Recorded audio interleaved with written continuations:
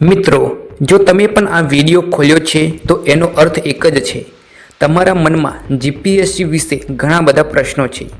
GPSC શું છે, કોણ આપી શકે છે અને હું કરી શકીશ કે નહીં, આ બધા જ પ્રશ્નો તમારા મનમાં આવતા હશે. પરંતુ મિત્રો, તમારે હવે ચિંતા કરવાની જરૂર નથી. આ વિડીયોમાં અમે તમને એક એક કરીને જીપીએસસી વિશે બધું જ સરળ રીતે સમજાવીશું, જેથી તમને સ્પષ્ટતા મળે અને આગળનો રસ્તો ક્લિયર રીતે દેખાય. મિત્રો, સૌપ્રથમ સૌથી બેઝિક પ્રશ્ન છે કે જીપીએસસી આ પરીક્ષા છે શું? તો મિત્રો, જીપીએસસીનું ફૂલ ફોર્મ છે ગુજરાત પબ્લિક સર્વિસ કમિશન. મિત્રો, આ એક એવી સંસ્થા છે જે ગુજરાત સરકાર માટે ક્લાસ 1 અને ક્લાસ 2 અધિકારીઓ એટલે કે ઓફિસર્સની ભરતી કરે છે. સરળ ભાષામાં કહું તો ગુજરાત સરકારને જ્યાં પણ ઈમાનદાર, સમજદાર અને જવાબદાર અધિકારીઓ એટલે કે ઓફિસર્સ જોઈએ, ત્યારે જીપીએસસી પરીક્ષા મારફતે પસંદગી કરવામાં આવે છે. એટલે જીપીએસસી એ કોઈ સામાન્ય પરીક્ષા નથી, પરંતુ આ પરીક્ષા છે જવાબદારીની, સાચી મહેનતની. હવે મિત્રો, ઘણાને જીપીએસસી આ નામ સાંભળતા જ ડર લાગી જાય છે, પરંતુ મિત્રો, તમારે ડરવાની જરૂર નથી, કારણ કે હું તમને એકદમ સરળ રીતે સમજાવું છું. મિત્રો, જીપીએસસી પરીક્ષા એ કુલ 3 સ્ટેજમાંથી પસાર થાય છે. આપણે દરેક સ્ટેજને એક પછી એક ટૂંકમાં સમજીશું. સૌથી પહેલો મિત્રો સ્ટેજ છે પ્રિલિમરી એક્ઝામ. જી હા, આને આપણે પ્રિલિમ્સ પણ કહીએ છીએ. આ ઓબ્જેક્ટિવ ટાઈપ પરીક્ષા છે, એટલે કે એમસીક્યુ રીતે પરીક્ષા આપવાની રહેશે. અહીં તમારું બેઝિક નોલેજ અને કરંટ અફેર્સ ચકાસવામાં આવે છે.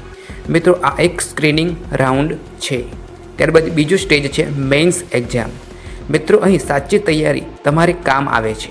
આ ડિસ્ક્રિપ્ટિવ એક્ઝામ છે, એટલે કે તમારે અહીં દરેક પ્રશ્નનો જવાબ લખીને આપવાનો રહેશે. ગુજરાતનું બંધારણ, ભારતનું બંધારણ, ગુજરાત, ભારતનો ઇતિહાસ, સમાજ, અર્થતંત્ર, એટલે કે અહીં બધા જ પ્રકારના પ્રશ્નો પૂછવામાં આવે છે, જેનો જવાબ તમારે લખીને આપવાનો રહેશે. ત્યારબાદ થર્ડ એટલે કે ત્રીજો સ્ટેજ છે ઇન્ટરવ્યૂનો. જી હા, અહીં તમારું વ્યક્તિત્વ, તમારી વિચારશક્તિ અને ડિસિઝન મેકિંગ એબિલિટીને જોવામાં આવે છે. તો આ હતા 3 સ્ટેજ. પરંતુ મિત્રો, અહીં તમારે એક વાત યાદ રાખવાની છે, આ ત્રણેય સ્ટેજ સ્ટેપ બાય સ્ટેપ છે, જેમાં તમે સૌથી પહેલાં જે પ્રિલિમ્સ પરીક્ષા આપો છો એમસીક્યુની, એ પાસ કરો છો તો જ તમે મેન્સ અને ઇન્ટરવ્યૂ માટે આગળ આવો છો. એક સાથે બધું જ આપવાનું નથી. ત્યારબાદ હવે આપણે આગળ વાત કરીએ કે આ જીપીએસસી પરીક્ષા કોણ કોણ આપી શકે છે.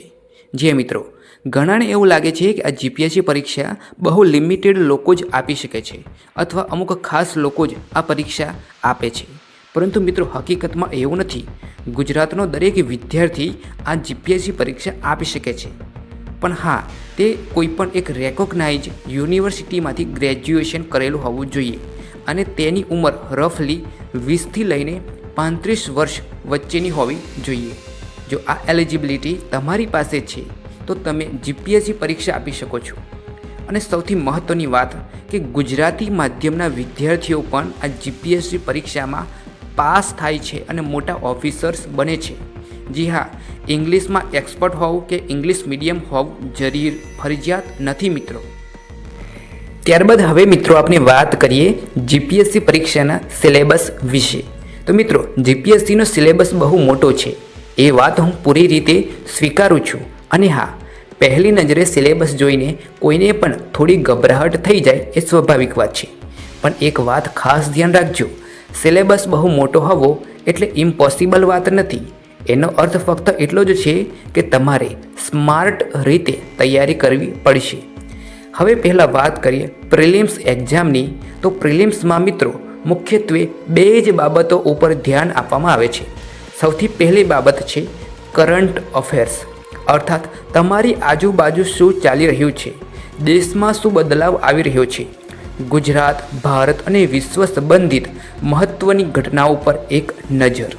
ત્યારબાદ બીજી બાબત છે જનરલ સ્ટડીઝ એટલે કે સામાન્ય જ્ઞાન, જ્યાં તમારું બેઝિક નોલેજ ચકાસવામાં આવે છે.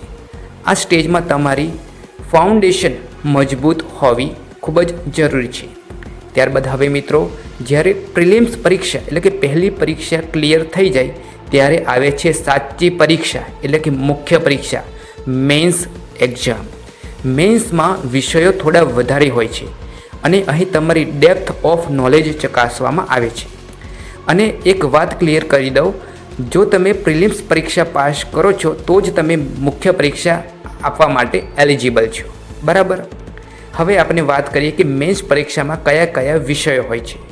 સૌથી પહેલો વિષય છે પોલિટી, એટલે દેશનું બંધારણ, ગુજરાત રાજ્યનું બંધારણ, સરકાર કેવી રીતે એકચ્યુઅલી કામ કરે છે તે વિશેની સમજ. બીજો છે ઇકોનોમી, એટલે કે દેશ અને રાજ્યની આર્થિક વ્યવસ્થા. ત્રીજો છે હિસ્ટ્રી, ભારત અને ગુજરાતનો ઇતિહાસ. પછી આવે છે જિયોગ્રાફી, એટલે કે ભૂગોળ અને પર્યાવરણ. પછી આવે છે ગુજરાત સ્પેસિફિક ટોપિક્સ, એટલે કે ગુજરાતને લગતી ખાસ માહિતી.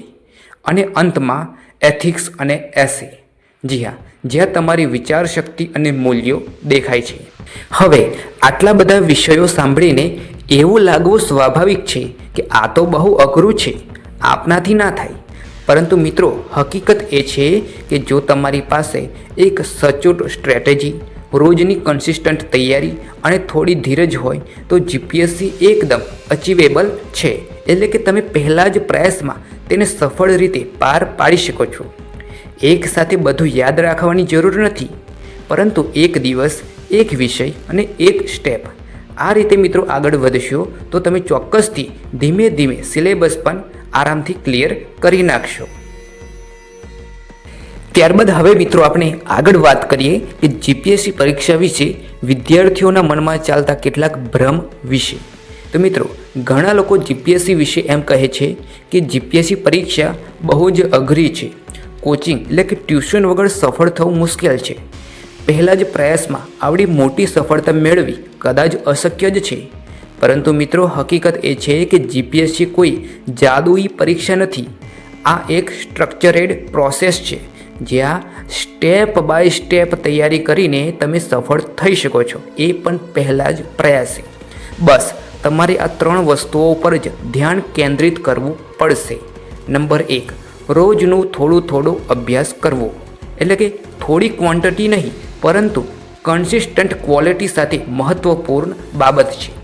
દૈનિક અભ્યાસથી તમારો કોન્ફિડન્સ વધે છે અને નોલેજ બિલ્ડ થાય છે. ત્યારબાદ બીજું છે પેશન્સ, એટલે કે ધીરજ. સફળતા એક દિવસમાં નહીં મળે, જેટલો સમય લાગે એટલો શાંત અને ફોકસ સાથે આગળ વધો. પછી ત્રીજા નંબરે છે બસ કમ્પેર કરવાનું બંધ કરી દો. જી હા, અન્ય વિદ્યાર્થીઓ સાથે પોતાની તુલના ન કરો, તમારી પોતાની જ રિયલ ગ્રોથ પર ધ્યાન આપો. જી હા મિત્રો, જ્યારે તમે આ 3 હેબિટ્સ એડોપ્ટ કરો છો તો જીપીએસસી સિલેબસ આવડો મોટો હોવા છતાં પણ મેનેજેબલ બને છે અને ડર અને ભય તમારો મિત્ર નહીં પરંતુ તમારો ગાઈડ બની જાય છે અને તમે આ પરીક્ષાને આરામથી પાસ કરી જાઓ છો. અંતમાં મિત્રો, હું એટલું જ કહીશ કે જીપીએસસી એ માત્ર કોઈ પરીક્ષા નથી, પરંતુ એક સફર છે, તમારી અંદરની શક્તિને ઓળખવાની સફર. શરૂઆતમાં ડર લાગશે, પણ એક દિવસ એ જ ડર તમારી સૌથી મોટી જીત બની જશે. જો મિત્રો આ વિડીયોએ તમને કોઈ ક્લિયરિટી આપી હોય તો લાઈક કરો, સબસ્ક્રાઈબ કરો અને કોમેન્ટ બોક્સમાં જરૂરથી લખજો કે તમે આ જીપીએસસી પરીક્ષા વિશે આગળ શું જાણવા માંગો છો.